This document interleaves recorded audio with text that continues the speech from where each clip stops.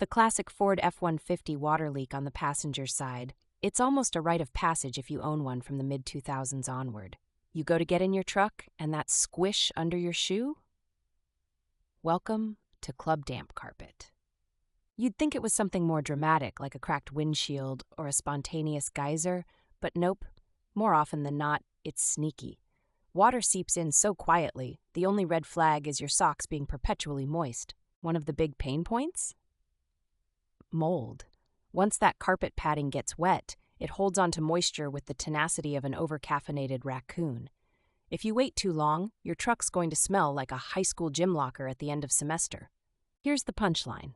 The root cause is usually the cab vent behind the glove box or a faulty weather strip along the windshield. Over 60% of owners in F-150 forums point to these two culprits. It's annoyingly common, and it does not care how nice your truck looks. First things first, pull back the carpet on the passenger side. If you don't do this, you'll miss the source. You don't need to fully uninstall it, just enough to expose the padding. Bring a flashlight. Spoiler, it won't be pretty. Next step, run a garden hose along the windshield and passenger door. Don't flood it. Light, steady streams work. Sit inside and trace where the water appears. If you want to see grown adults crawling on their floorboards, this is the test for you. Find drips behind the glove box? That's your cab vent, also called a HVAC fresh air inlet. Ford, for whatever reason, left these with minimal sealant from the factory. Over time, the seal gives up, and it's game over for your dry socks. The fix? Remove the glove box, and you'll see the black vent. Peel it back and reseal with automotive-grade silicone. Don't skimp and use bathtub caulk. The temperature swings will just laugh and peel it off in weeks. If the leak is by the A-pillar, that's the vertical bit by your windshield, your weather stripping is probably bad. Ford weather stripping is notorious for shrinking, another fun quirk. Replace it, and you're likely to plug up 90% of leaks. Here's a pro tip. Buy a cheap moisture meter.